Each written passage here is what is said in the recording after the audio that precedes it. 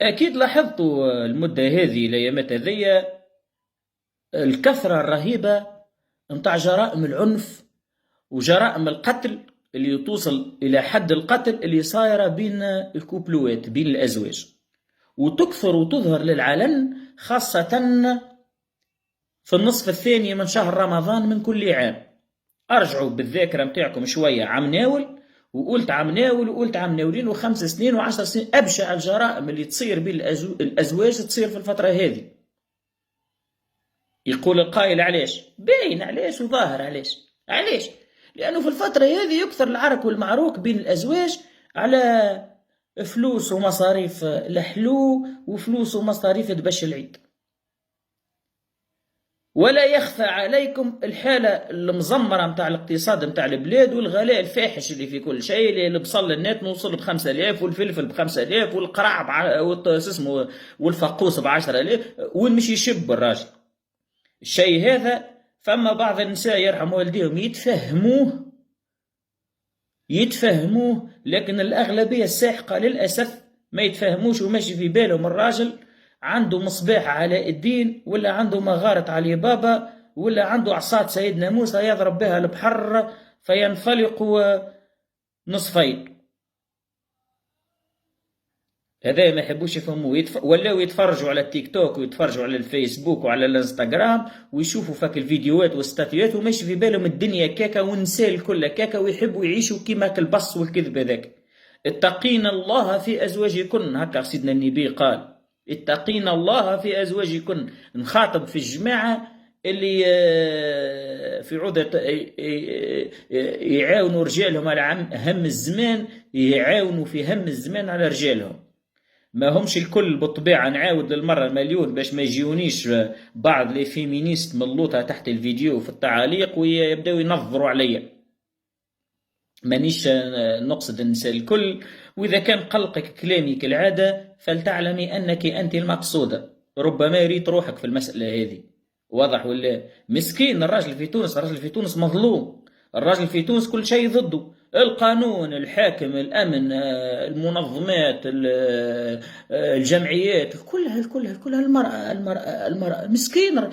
تحبوا تتأكدوا من صحة كلامي؟ امشيوا اعملوا دورة على أروقة المحاكم وشوفوا. ولات لغة عند النساء في المدة الأخرانية، شافت كل شيء معاها والقوانين معاها، وبعض المحامين المرتزقة ربي سامحهم يكبروا لهم في روسهم ويوروا فيهم في الثغرات وكيفاش تعمل وكيفاش ما تعملش. ولات مشروع رونتابل فينانسيرمون، رونتابل يجيب لها الفلوس. تعرس الساعة 80% منهم يعرسوا علاش؟ باش ما يقولوش هاو كبارت، باش عيلتها واصحابها والبنات نتاعها وبنات حومتها وزميلاتها ما يقولوش هاو كبارت اني عرست، وتصيورات واحد وستاتيوات وما نعرفش شنيا واب فلان، ومن بعد تجيب الصغير الاول الصغير الثاني تولي تنصب له في المنادف على قحص غادي تمشي ترفع به قضية، ومن نهار ترفع به قضية الكونتور يولي يخدم على النفق، يولي يفكتروا عليه تخلص ولا الحبس. يدخل الحاجة الوحيدة في تونس، جميع الأنواع المخالفات والقضايا في تونس فيها ينجم الإنسان يكون في حال سراح ويفض أموره، إلا حاجة واحدة، إلا هالنفقة ذي ملي يعديه على الإعلامية يحط له المنوط في يده ويعديه للحبس. وآياتها من جرائم صارت من تالي الحاجة هذه. اتقين الله في أزواجكن، راه سيدنا النبي وصاكم بالشيء هذا. وبالنسبة للشباب يا ولدي ثم فتوى هي ظهرت مؤخرا في العالم العربي ونطق بها عدة شيوخ، فهمتني؟ اش قالوا للشباب أيها الشباب لا تقربوا النساء وأنتم فقراء. يا ولدي ما عندكش فلوس باش تعرس، وما عندكش القدرة المالية باش تقوم بزوجتك وتقوم بعائلة وتلبي لها رغباتها اللي تاخذ فيها أغلبيتها من الفيسبوك ومن الستاتويات ومن الستوريات. فك عليك وسيجد الله لك بابا من المولى يوم القيامة، باب من أبواب المغفرة إن وقعت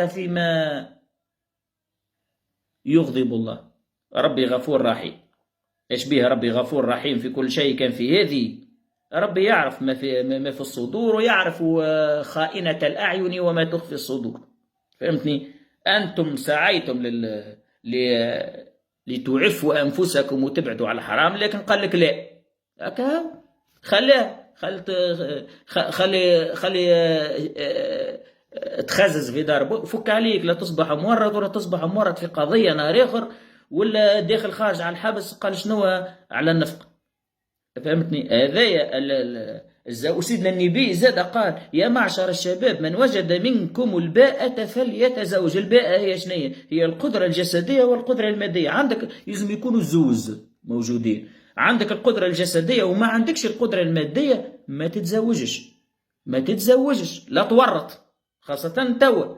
راهو هذايا قالوا في عهد قبل، في العهد نتاع سيدنا النبي نتاع 1400 سنة التالي، اللي وقت الإنسان ما يلقاش كيفاش يتزوج، يمشي يهبط للسوق يشري جارية تولي ملك يمين ويعاملها معاملة الأزواج، معناها الأمر فيه فسح قبل. فهمتني؟ فما بالك توا. ولذلك فك عليك، ما تعرسش لا ترسيك في الحبس في هالوقت هذا. أنبياء لم يتزوجوا، علماء لم يتزوجوا، فقهاء لم يتزوجوا، ناس أغنياء ذكروا في التاريخ ولم، ما هوش فرض، ما هوش فرض. ما عندكش، ما تنجمش تقيم بروحك، فك عليك. واللي إذا كان ورطت وتزوجت ما تجيبش صغار برشا، طفل ولا اثنين ويزيدك من الطبق لا تتحرق. ولد عمي التجربيع الزايد حكاية فارغة. ما تسمعوش كلامك الجماعة نتاعك اللي حاسبين رواحهم متدينين ويستشهدوا بحديث النبي: تكاثروا فإني مباهن بكم الأمم يوم القيامة. صحيح، حديث صحيح، وقالوا النبي صلى الله عليه وسلم، لكن النبي صلى الله عليه وسلم قالوا لشكون؟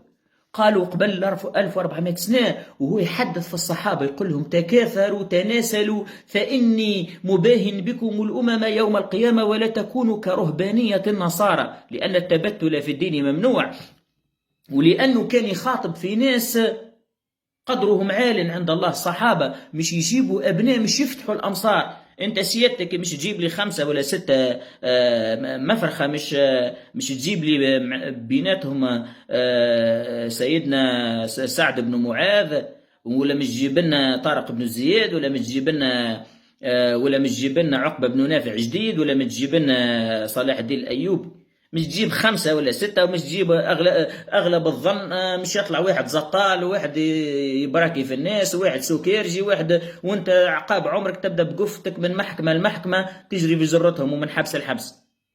كعبة ولا زوز، الدنيا صعبت. إذا كان ورطت وعرست، إذا كان ما عندكش القدرة على العرس ما تعرسش.